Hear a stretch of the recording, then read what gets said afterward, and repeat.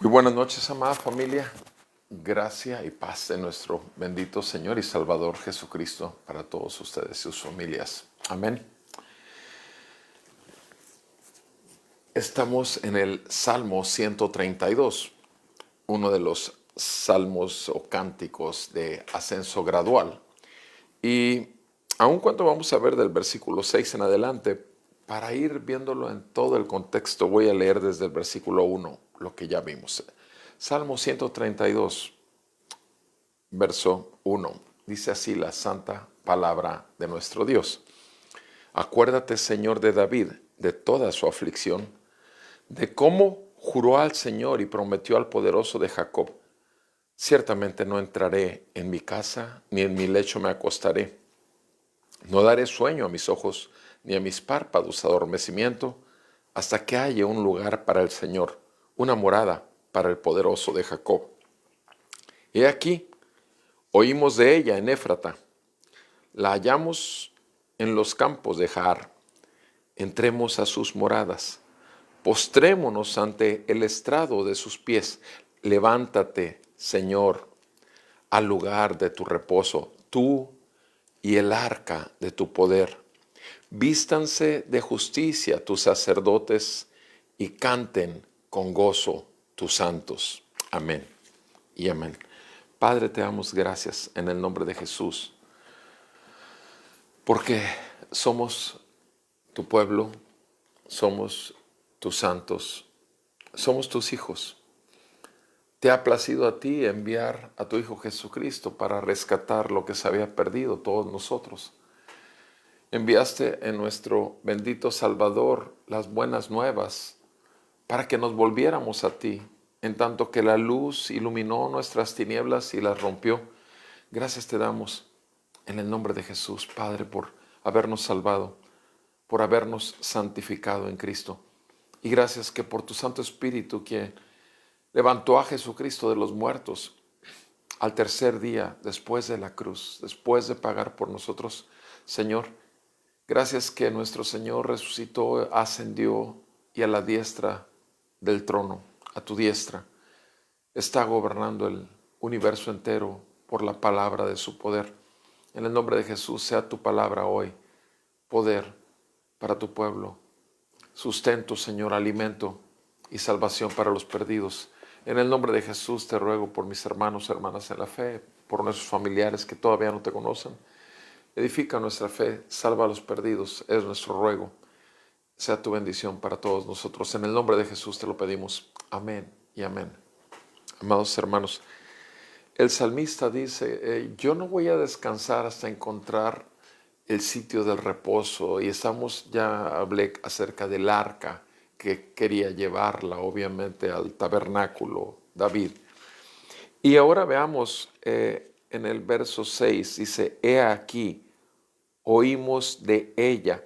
Está buscando una morada para el poderoso. Sí, eso es lo que dice el versículo anterior. Hasta que haya un lugar para el Señor, una morada para el poderoso de Jacob. Oímos de ella en Éfrata. La hallamos en los campos de Jaar. Oímos de ella en Éfrata. Éfrata es, ¿qué es? Es Belén. Éfrata es el lugar donde habría de nacer, ¿quién? El Mesías. ¿Quién es el Mesías? Juan 1:14 dice, y el Verbo se hizo carne y habitó entre nosotros y vimos su gloria, gloria como del unigénito del Padre, lleno de gracia y de verdad. Mis amados, el Hijo que habría de nacer en Belén es exactamente el tabernáculo, la morada del Padre por el Espíritu Santo también, o con el Espíritu Santo, en uno solo, en Jesús. Verdaderamente hombre, verdaderamente Dios. Mis amados, he aquí oímos de ella, de esa morada en Efrata. La hallamos en los campos de Jaar. Entremos a sus moradas, postrémonos ante el estrado de sus pies. Entremos a sus moradas, postrémonos ante el estrado de sus pies. Mis amados, nuestro Señor Jesús.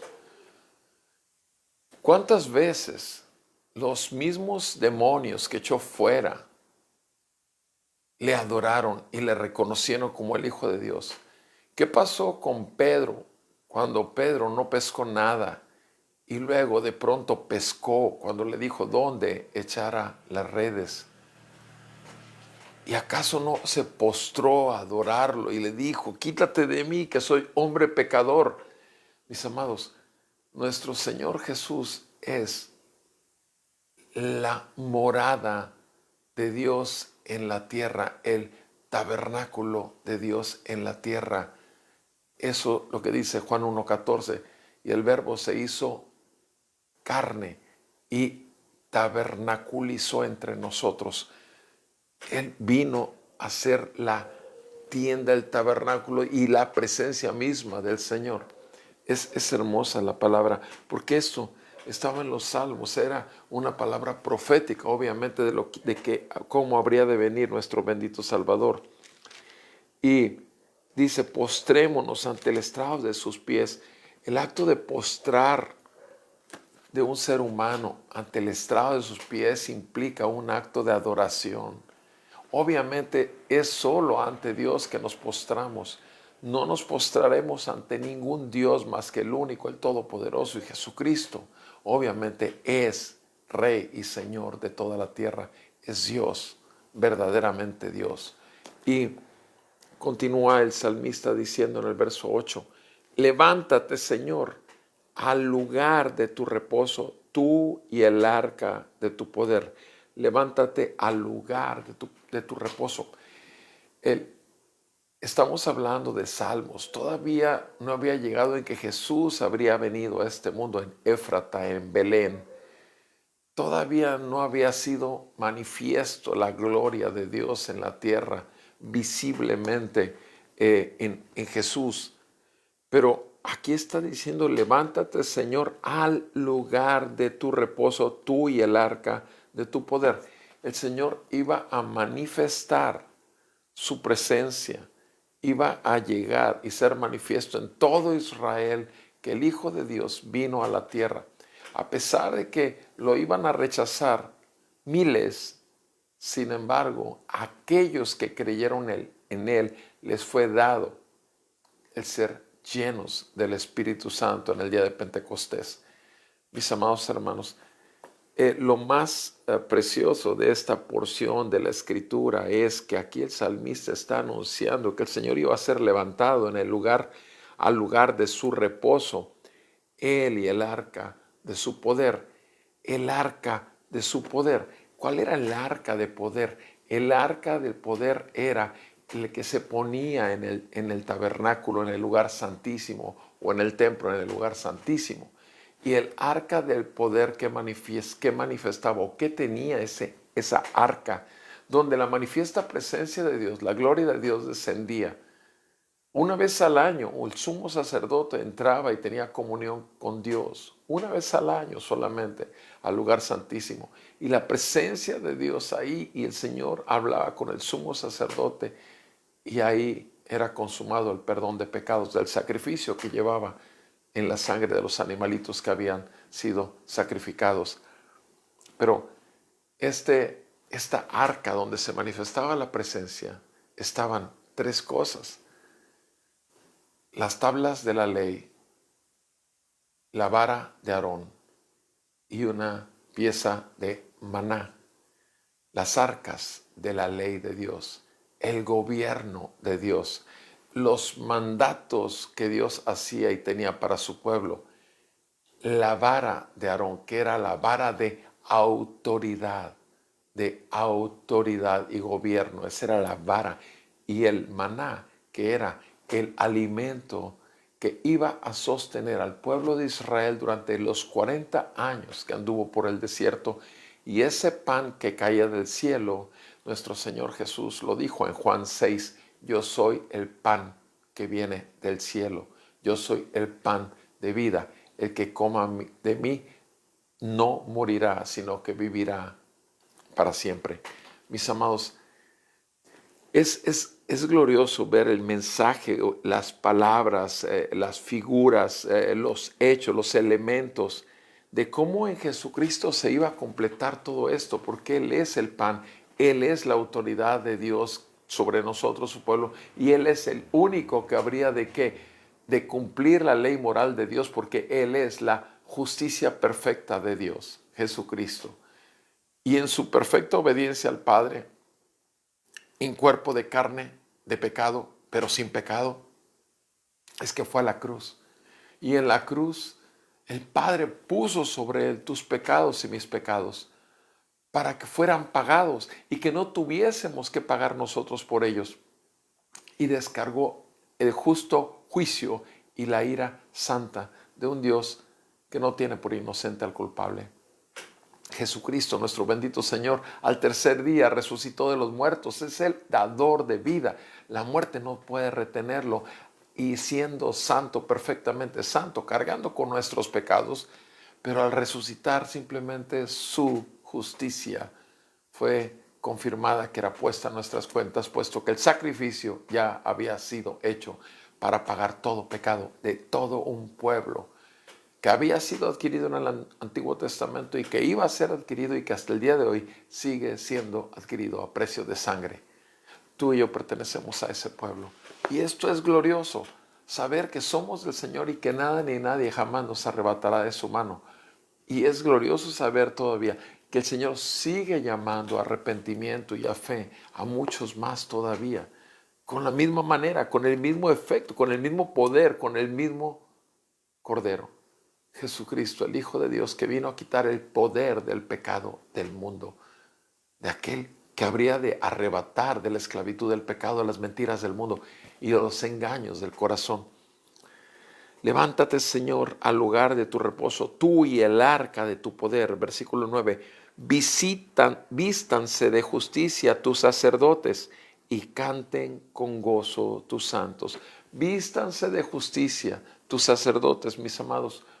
Sabemos bien que el Señor, cuando sacó de Egipto a su pueblo, Él dijo que quería y lo estaba haciendo para tener una nación santa y un reino de sacerdotes.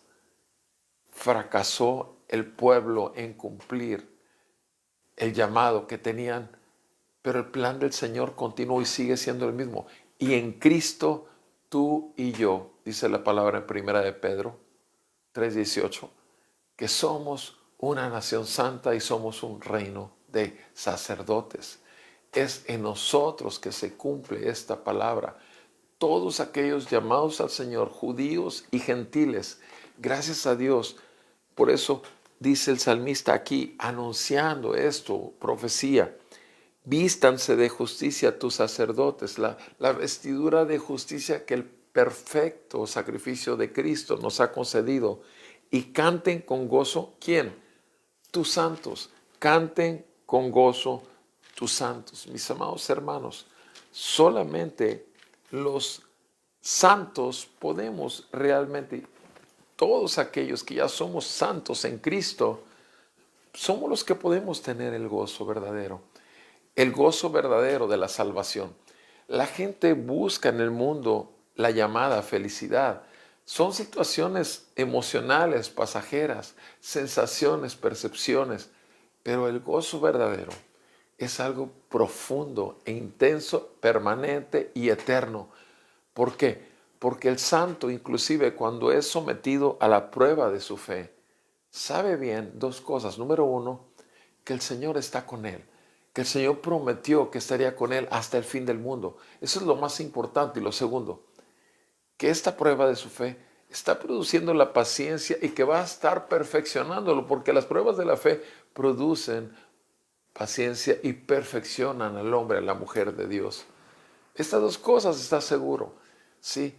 Y mis amados, que el Señor escucha el clamor, nuestras oraciones, nuestras peticiones, nuestras rogativas, nuestras acciones de gracias.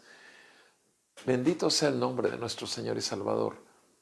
El salmista estaba anunciando y señalando aquel que habría de venir, el Cristo, el Mesías, Jesús, nuestra salvación. debemos de estar atentos que no es que tenemos nosotros este llamado y este oficio sacerdotal solamente en los tiempos en que ofrecemos sacrificio de alabanza los domingos con todos los santos en la Asamblea de los Santos. Mayormente y principalmente, sí, en la reunión de los santos en cada domingo, pero a lo largo de toda la semana, donde quiera que sea, si el Señor nos llamó a ser luz del mundo y sal de la tierra, debemos de estar conscientes que estamos bajo el gobierno de nuestro bendito Rey y Señor y Salvador, y que su Santo Espíritu nos gobierna. Que se haga su voluntad en nuestras vidas y que no sea la de nosotros. Que siga el Señor brillando con la gloria de su Evangelio en tu vida y en mi vida, y que muchos vengan al conocimiento de la verdad. Muchas gracias por acompañarme, amado hermano, hermana. Que el Señor les siga bendiciendo a ustedes y que salve a nuestros familiares inconversos. Reciban un fuerte abrazo de mi parte. Y si Dios nos concede vida, mañana continuamos con los cánticos del Señor y particularmente con este 132. Gracias, muy buenas noches.